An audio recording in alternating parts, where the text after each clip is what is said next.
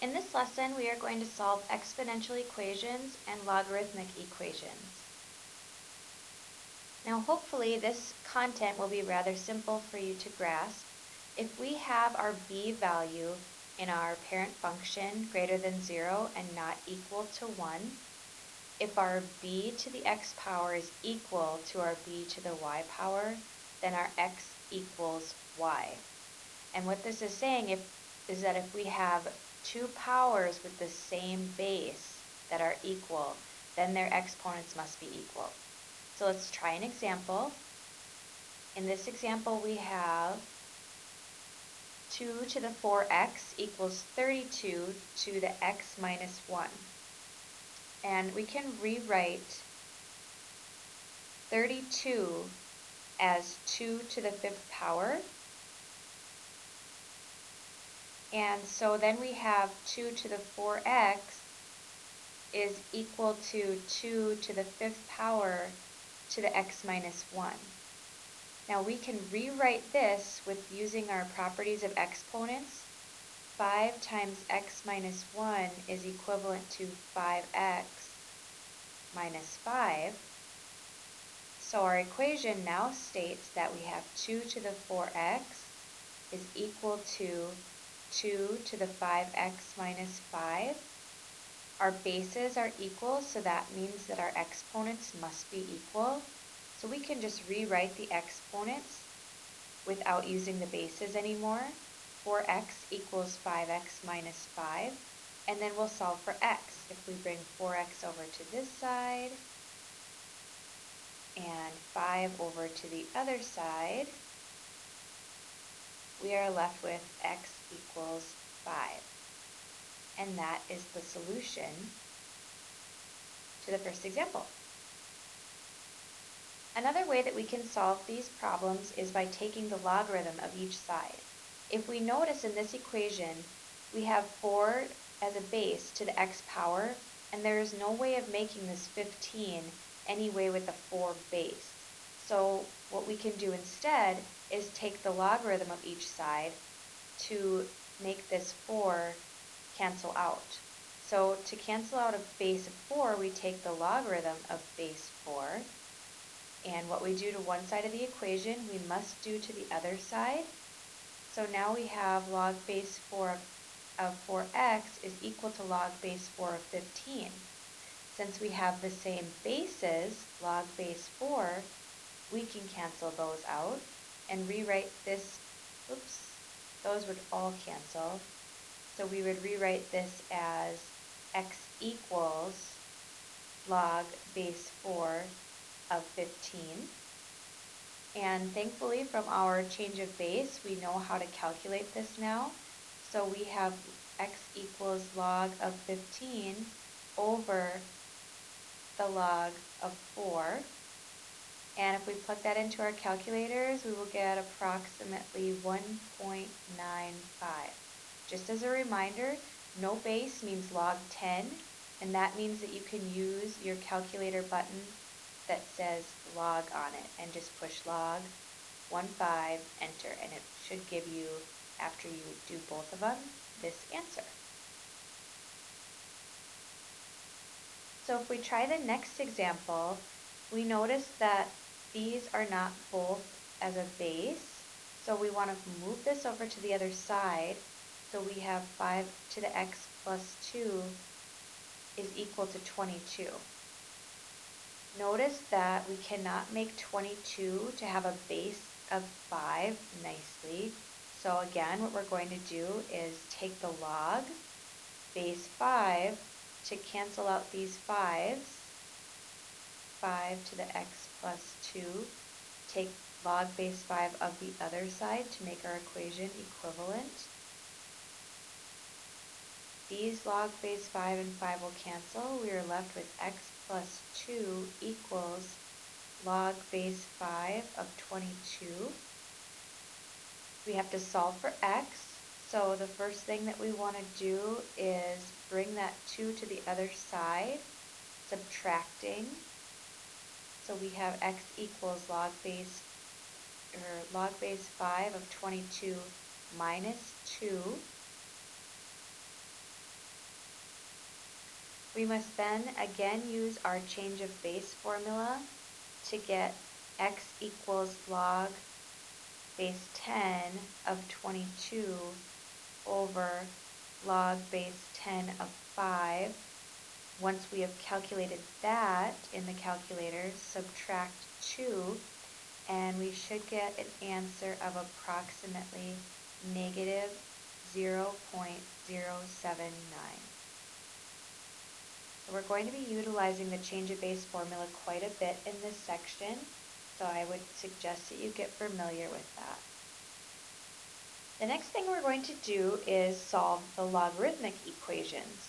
And it is quite similar to what we've already done, except for now we start with the log base b, and if we have log base b of x equals log base b of y, these two can only be equal if x equals y. And that's just for the positive values of b, x, and y, and our b value cannot equal 1. So let's try an example. We have log base 4 of x plus 3 is equal to log base 4 of 8x plus 17. We notice that our log bases are equivalent, base 4, so those we can just cancel out. And we are left with x plus 3 equals 8x plus 17. Moving some things around to collect our like terms, we're going to get negative 14 equals 7x, divide by our 7, we will get x equals negative 2. So just like the previous section, we want to do the opposite, take the inverse. So to get rid of the logs or to get rid of the exponents. So what we're doing in this section here is exponentiating each side.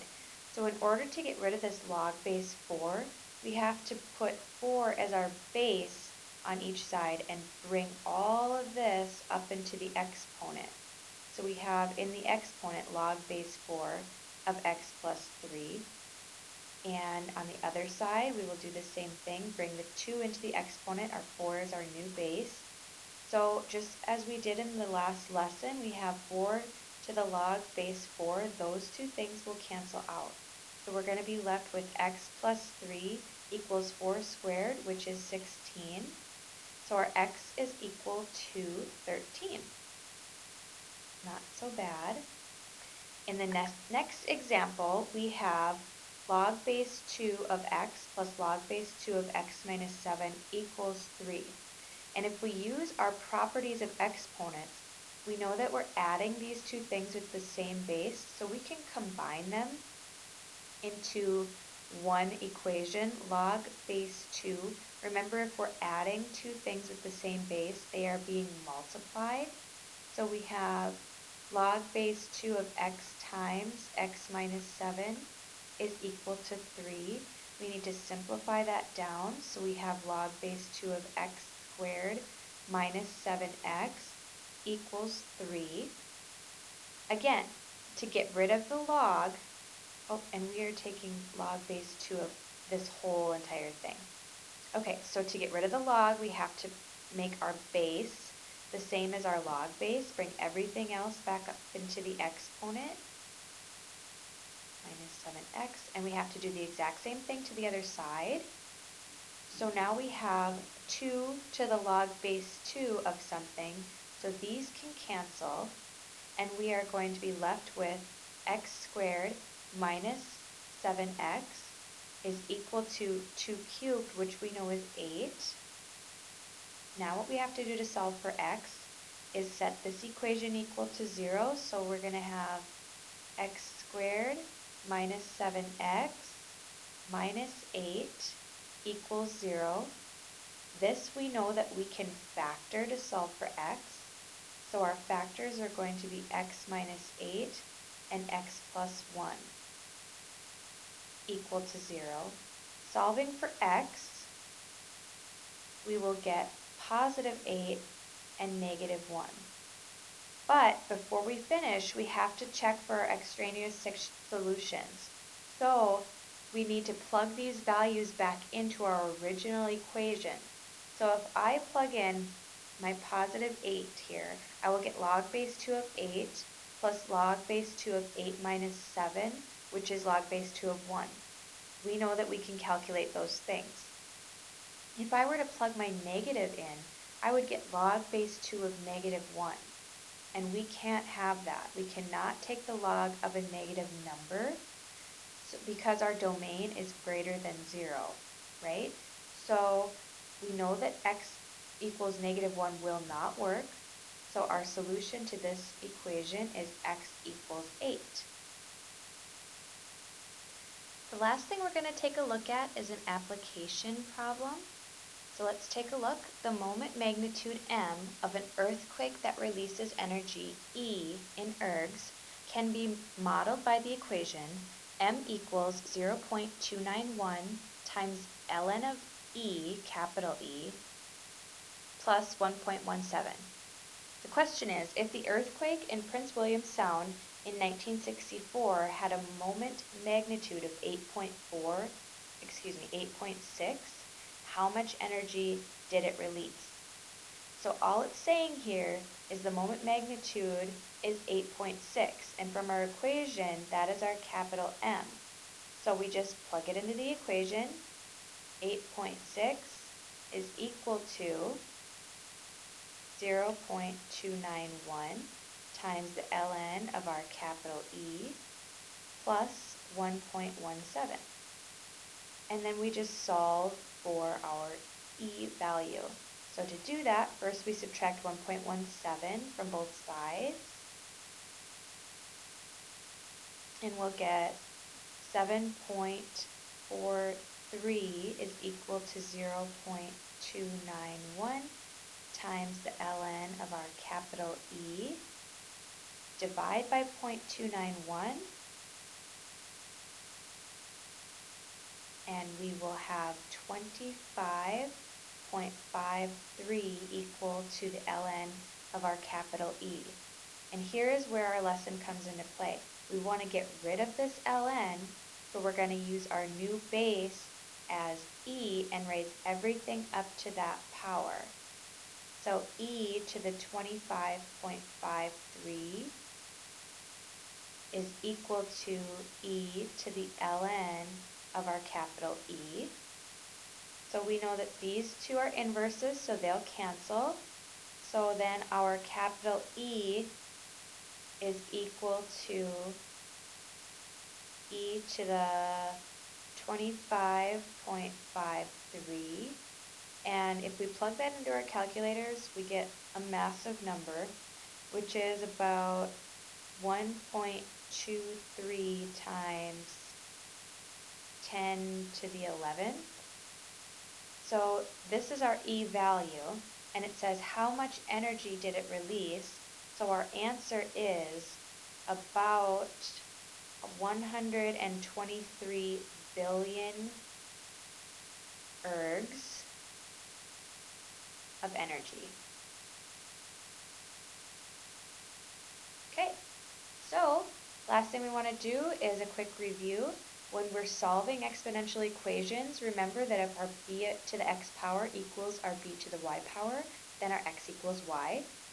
And in logarithmic equations, if our bx and y are positive, the log base b of x is equal to the log base b of y if and only if our x equals y. So what we want to take a look at is, what did we learn? We took logarithms of each side, we used exponential models, we exponentiated each side, and we also checked for extraneous solutions. So remember to do those things, especially this last one, when you're solving for your x value. And that's the end of the lesson.